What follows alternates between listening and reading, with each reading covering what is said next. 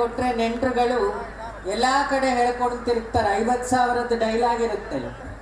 ಪ್ರತಿ ವರ್ಷ 1,400 ಮದುವೆಗಳು, 2,400 ಮದುವೆ ಆದರೂ ಸ್ವಾಮಿಗಳ ಮುಖದಲ್ಲಿ ನಾನು ಮಾಡಿದೆ ಅಂತಿಲ್ಲ.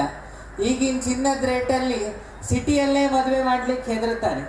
ಅಂಥದ್ರಲ್ಲಿ ಸ್ವಾಮೀಜಿ ಮಾಂಗಲ್ಯ ದಾನ ಮಾಡ್ತಾ ಇರೋದು ಇದು ಜಗತ್ತಿನ ಅದ್ಭುತದಲ್ಲ. ಇದು ಒಂದು ನಾನು ಹಾಗಾಗಿ ಮಿನಿಸ್ಟ್ರಲ್ಲಿ ನಾಗಲಕ್ಷ್ಮಿ ಅವರಿಗೆ, ಎಲ್ಲ MLAಗಳಿಗೆ ನಾವೆಲ್ಲ ಪಕ್ಷ ಭೇದ ಮರೆತು ಸ್ವಾಮಿಗಳು ಮಾಡ್ತಿರೋ ಕೆಲಸಕ್ಕೆ ಯಾರ್ಯಾರಿಗೋ ಅವಾರ್ಡ್ ಕೊಡ್ತೀವಿ, ಯಾರ್ಯಾರಿಗೋ ಡಾಕ್ಟರೇಟ್ ಕೊಡ್ತೀವಿ. ಸ್ವಾಮೀಜಿಗೆ ನಿಜವಾಗ್ಲೂ ಪದ್ಮಶ್ರೀ ಡಾಕ್ಟರೇಟ್ ಎಲ್ಲ ಕೊಟ್ಟಾಗ ಆ ಅವಾರ್ಡಿಗೆ ಒಂದಿಷ್ಟು ಅವಾರ್ಡಿಂದ ಜನಕ್ಕೆ ಗೌರವ ಬರುತ್ತೆ. ಆ ಅವಾರ್ಡಿಗೆ ಗೌರವ ಬರೋದು ಇಂಥವ್ರಿಗೆ ಕೊಟ್ಟಾಗ ಅಂತ ಹೇಳ್ತಾ ನನ್ನ ರಿಕ್ವೆಸ್ಟನ್ನು ಸ್ವಾಮಿಗಳ ಹತ್ರ ಮಾಡ್ತಾ, ಇದಷ್ಟೇ ನಾಗಲಕ್ಷ್ಮಿ ಅಮ್ಮ ಮಾತಾಡಿದ್ರು. ಮಹಿಳೆಯರ ಕಂಪ್ಲೇಂಟ್ಗೂ ನಂಬರು ಪಾಪ ಅವರು ಕೊಟ್ಟರು. ಈಗ ಸಮಸ್ಯೆ ಏನಂತ ಹೇಳಿದರೆ, ಈ ಮೊನ್ನೆ ವೀರೇಂದ್ರ ಹೆಗ್ಡೆಯವರು ಮಧ್ಯವರ್ಜನ ಶಿಬಿರ ಮಾಡ್ತಾ ಇದ್ರು. ಹಿಂದೆ ಅಣ್ಣಾಮಲೈ ಅವರು ಇರ್ತಾನೂ, ಈಗ ಅವರು ರಾಜಕಾರಣದಲ್ಲಿದ್ದಾರೆ. ಆ ಫಸ್ಟ್ ಶಿಬಿರ ಆಗ್ತಾನೂ ನಾನಿದ್ದೆ. ಈ ಪ್ರಶ್ನೆ ಅಲ್ಲೂ ಎತ್ತಿದ್ದೆ. ಈ ಗಂಡಸರು ಕುಡಿದ್ರೆ ಏನೋ ಮಾಡಿ ಶಿಬಿರಕ್ಕೆ ಸೇರಿಸ್ತೀನಿ, ಹೆಣ್ಣು ಮಕ್ಕಳಿಗೆ ಏನು ಮಾಡೋಣ ಅಂತ. ಯಾಕಂದರೆ ಅಲ್ವಾ, ನಂಗೆ ಸುಳ್ಳು ಹೇಳಲಿಕ್ಕೆ ಬರಲ್ಲ. ಇದೊಂದು ಸಮಸ್ಯೆ ಇದೆ. ಮೊನ್ನೆ ನ್ಯೂ ಇಯರಲ್ಲಿ ಪಾಪ ಇಲ್ಲೆಲ್ಲ ಭಸ್ಮ ಹಚ್ಕೊಂಡು ಬಿಲ್ಪತ್ರ ಹಿಡ್ಕೊಂಡು ಹೆಣ್ಣು ಮಕ್ಕಳಿದ್ರೆ, ನ್ಯೂ ಇಯರಲ್ಲಿ ಜಾಸ್ತಿ ಮಹಾತ್ಮ ಗಾಂಧಿ ರೋಡಲ್ಲಿ ಜಾಸ್ತಿ ಇದ್ದಿದ್ದು ಒಂದು ಸೀರೆ, ಇಲ್ಲಿರೋ ಒಂದು ಸೀರೆನ 6 ಫ್ರಾಕ್ ಮಾಡ್ಬೋದು.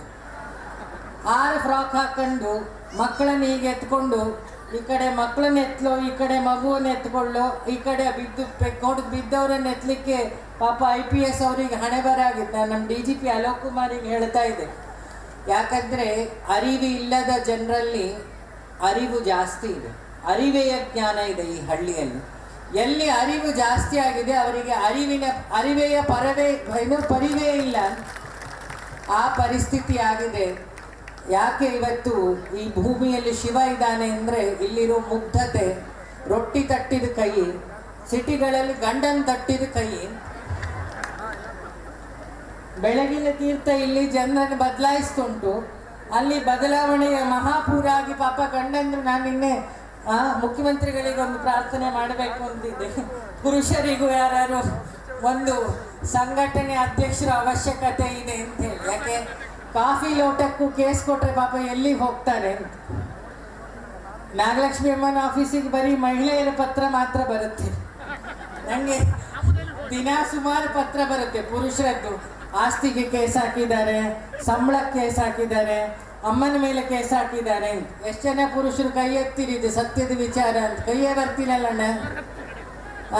ಇದನ್ನೆಲ್ಲ ಮರಿಲಿಕ್ಕೆ ಪಾಪ ಗಂಡು ಮಕ್ಕಳು ತವರು ಬಾರಿಗೆ ಹೋಗಿ ಕೂತ್ಕೊಳ್ತಾರೆ ಸಂಧಿ.